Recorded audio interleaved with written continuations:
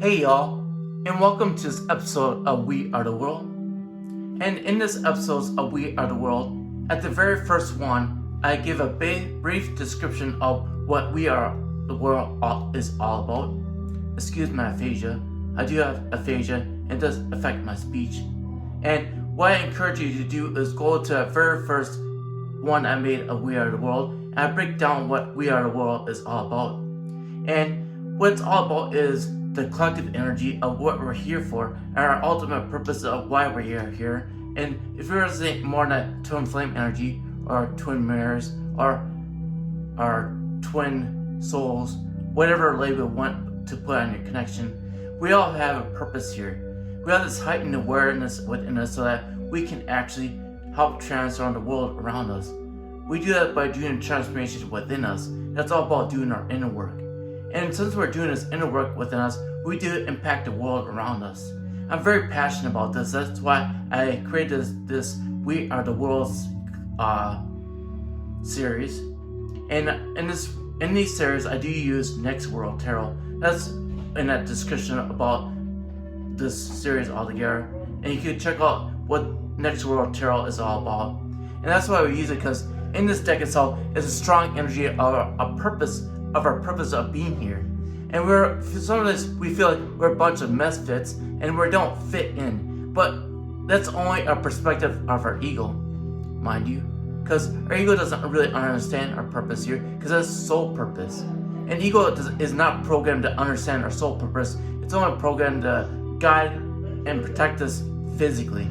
I do use a guide there, because sometimes our ego does mimic our soul, our essence. Because eventually what it does is map itself back around to imitate our purpose here too, because our ego is designed to help us become the best version of ourselves, because that's ego based.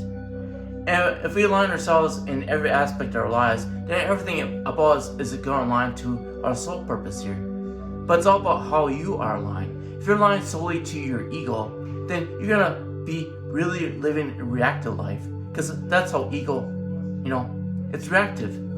That's how ego operates. But if you really want to be at ease with your own life here and fulfill your purpose here, then you gotta be aligned to your essence, because that's where our purpose is. It resonates from our essence, and our essence is always going to resonate in our heart chakra, and that's where we're always going to be in tune with it. And our ego is always going to resonate from our mind, because it's highly reactive. In fact, a lot of people even label our ego being more that reptilian brain, which stems from a brainstem area. And so that being the more archaic part of our brain, the oldest part. And while I'm talking about this, I'm just going to draw a card for the We Are the World here.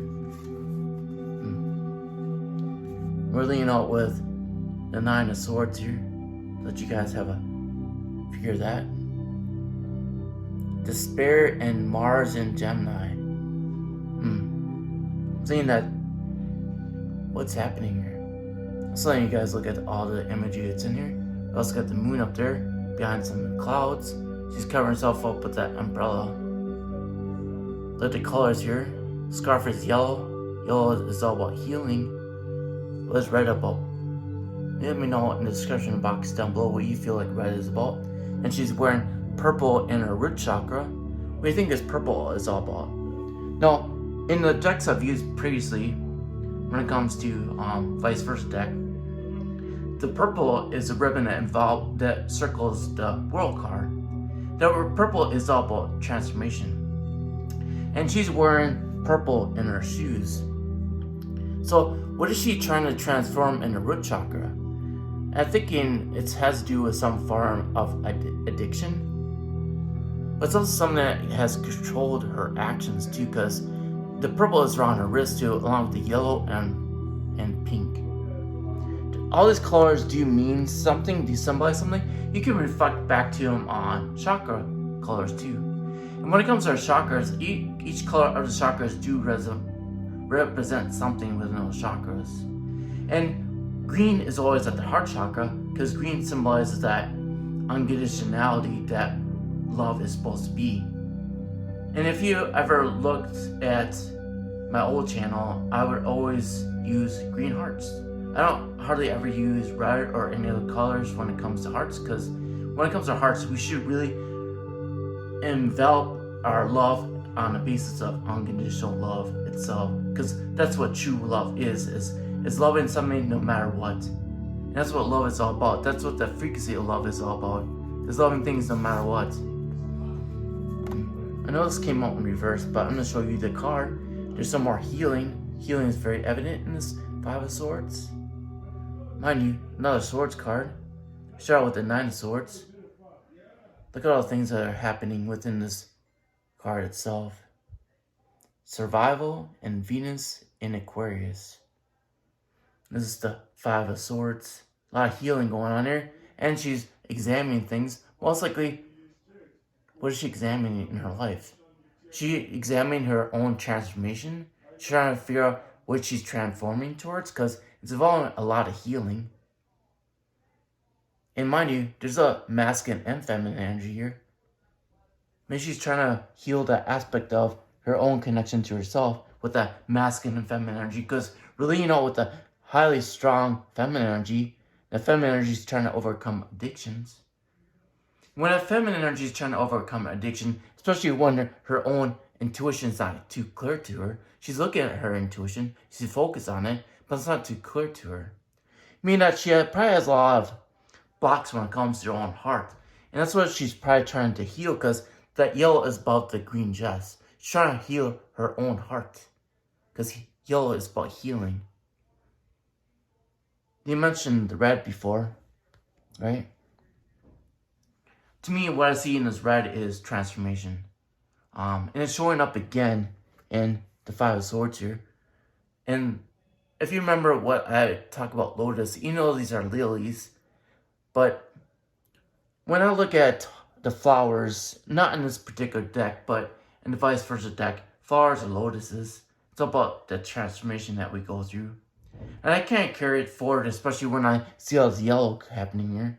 She's not only trying to heal herself, but she's trying to heal the world. Because the world right now is gloomy, it's dark, it's not really knowing what's going on. I think we can all kind of relate to that in what the current events are happening in the world right now. But in the same sense, she's so in her truth, because her dress is white. She's not trying to hold anything back. It's not pure white, but it's more white than is gray. So she's trying to transform herself into who she really is, being true to who she is. That's what all this transformation is all about. But she's still transforming. That's what the umbrella is there. She's dealing with her shadow aspect of herself too. Money, shadow aspect, past addictions. She's trying to let go of past addictions. That's what causes her the most despair, was those addictions. And she's trying to lay those addictions down and leave them behind her. They're not in front of her. They're kind of circling around her still. But you notice that she's trying to put it behind her. She's trying to focus more on her inner guidance, which that moon is resembling. But it's not too clear to her. She's still working on her shadow side. Until she clears up those shadows within her, it's going to be really hard for her to really connect to that inner guidance, which resonates from her intuition, which the moon resembles in the Nine of Swords here. Now she's transforming to Nine of Swords to Five of Swords, which, where I talked about, is going to allow her to have more transformations. And it's going to allow her to heal more, because it's not the moon anymore, it's the sun. She's gaining more clarity. Notice it's a masculine and feminine energy. She's learned how to balance out her masculine with her feminine energy, because before she was too much into her feminine energy. Now she's learning how to balance out the masculine and feminine energy, so that she could be empowered by both those energies, because they both serve a purpose.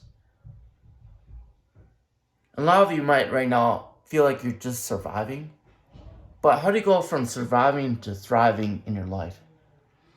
Because that's a transition, right? Surviving is just, you're doing what it takes just to hold on. Thriving is you're really feeling empowered.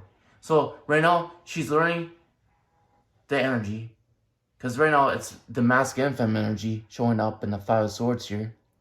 She's learning how to transform from learning just how to survive to learn how to thrive. But right now, she's still in the healing energy. So she's still feeling that survival part. But she's really examining, mind you, the microscope. She's still examining her own life to learn how to transform fully. That's what Venus in Aquarius is all about. We are in the age of Aquarius. What is Venus? Venus is about love too. And that's about unconditional self-love. That's what is really needed when we're really trying to heal ourselves. And we're in the age of Aquarius where we're really trying to figure out what is really true to us. And that comes from understanding ourselves more than we ever have. That's part of us that we are healing too, is really learning our purpose here, why we're here. Because before, it might not have been too clear, right? She's trying to gain some more clarity. Right now, she's healing a part of herself so that she can actually have that clarity. She's going through a transformation right now. When I say she, I mean the energy. And that's going to be more the inner work. That's why I say she. That involves more of that feminine energy that does masculine. You know, she's learning how to incorporate her masculine energy too. But you can see in this transition that there is more feminine energy than there is masculine energy. You know, it incorporates both. So she's still learning how to balance those two energies out. And she's still going through that transformation. She's still learning how to heal herself so that she can feel confident on who she or he is. I mean that in an energetic form. Because when it comes to genders, I don't really care what gender you are. You're free to be whatever gender you want to be. That's what we're here for, is a human experience. And it's up to you what gender you want to experience in your own life. We're all here. We all have that freedom. It's not based on what other people think. It's based on what we feel within us.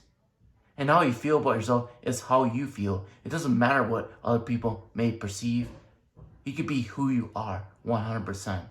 No one else can be you but you. You enjoy every moment of who you are while you have this human experience here. We all have this human experience. It's really up to each of us how we're going to live that life here. As long as you live the best possible life for yourself, that's all that matters. And when you do that, you transform not only your life, but everything else around you. Because everything else mirrors you. You don't maybe realize that at first. Because at the beginning, you didn't really like who you were. That's why you needed to do the inner work. So that you can actually love who you are. You're in the process of learning that still. With this Five of Swords. So in the process of learning that for yourself. Of who you are. And embracing yourself for who you are. That's the part that still is healing. It's embracing yourself no matter what. It doesn't matter how other people view you. It's how you view yourself. It's loving yourself no matter what. No matter what even involves how other people view you. It doesn't matter how other people view you. It's all about how you embrace yourself. Because no one else is going to love you unless you do. You can't be loved by anybody else unless you love yourself. Because you can't accept anybody else's love. Because if you don't have love for yourself, then how could anybody else love you? And you learn that through your transformation. That's all about you, embracing yourself for who you are. And right now, what I see is half embraced. The arms are not totally wrapped around this person. It's half embraced. Right now, you're still learning how to embrace yourself. You know, you are starting to embrace yourself, but you're not fully embracing yourself. That's what needs to heal. So you have to embrace yourself no matter what. And you're embracing, you know, that shadow aspect of yourself. Now, mind you, the city which is experience is behind her, but she's still learning from it. That's what the healing color is all about. She's still learning from her past. You know, it's in the background. It's still part of her current energy. That's why it's there. It might be still some of her shadow work she has to do on herself. Why did I say her? It's the energy. The feminine energy is more the healing power. Masculine tends to do things constructively, build things up. Though masculine energy, if it's wounded, can destroy things too. It all depends on what kind of energy is in. That's why it's so important that she does this healing work. So when she is in that masculine energy, she's constructive with it instead of destructive with it. He could say that she wants, he or she, because it's both the masculine and feminine energy, really wants to be constructive. She's still trying to figure that out. Why do I say she? Because it's internal thoughts. Yeah, masculine energies can have internal dialogues too, but it's inner work. It's inner work. It's inner work.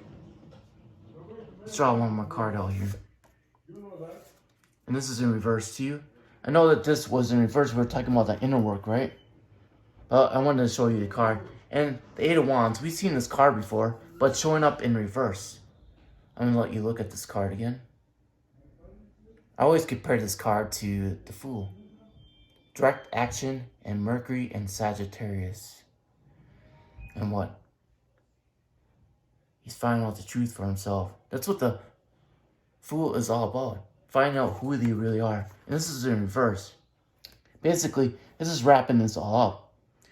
It's you discovering who you really are. And all this work you're doing on yourself, it's really balancing you out so that when you are on your journey, you're already balanced. Your masculine and feminine energy is already balanced.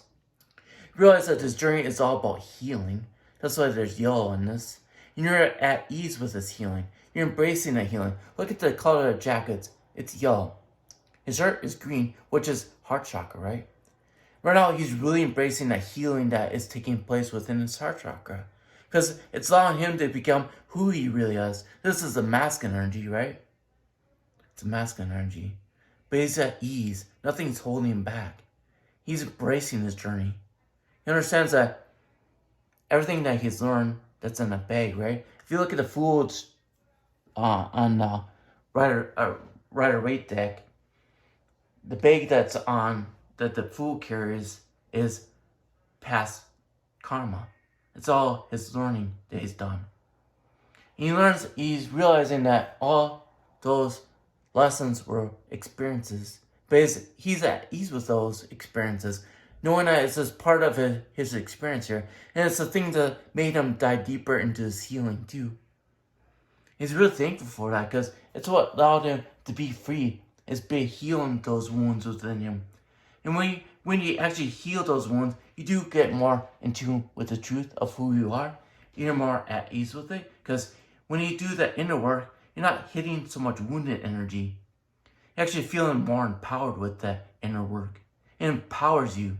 After you get rid of the wounds, mind you, those are always going to be part of your experience because trauma already happened. But the trauma already happened. You leave it in the past. And once you leave it in the past and you go towards what you're here for, then the wounds are left back there. And then it becomes part of your experience. But it's not the thing that you feel the most time. It's usually your wounds that keep you from being empowered. Mind you, those addictions were robbing you of your power. That's what kept you from not being able to have clarity that you were seeking. You needed to work on that shadow aspect of you, which was those addictions, right? But you notice that she's wearing a scarf that's yellow. And it's healing her mind. Because addictions solely happen in the mind. Why do you think most drugs are targeting our brain? Because our brain regulates what we do. So a lot of drug companies will create drugs that target our minds. And then you realize that our minds are what cause us to choose what actions we're going to take in our life. And if they can control our minds, then they control us altogether. That's why it's so important that we don't get addicted to drugs, because it robs us of who we are. Mind you, these are on the opposite ends, and you're healing. You have to heal past addiction, and you go through a transformation of becoming who you really are. And then once you get free from those addictions, then you're free to be who you are. Then you can express your truth, and you can notice that the past was an experience that you needed to have, so you can really actually appreciate your freedom that you have when you are healed. Because when you are healed, you are free from anything that kept you from being bound. Because addictions are things that you're bound to. They don't feel like you're in control of. They start controlling you because you're not able to live your life in the freedom that you're meant to live it in. Because we all are free sovereign beings. And we're here to live that. It's only these addictions that we're bound to that we needed to get clarity on. We need to do that shadow work. And we have to own up to that we had those addictions so we can actually set ourselves free from it. Mind you, we have to own up to it, that inner work. We have to own up to it. That's what the microscope is all about. Examining yourself for who we are. And then owning up to that shadow aspect of ourselves so we can leave behind us. And it takes transformation.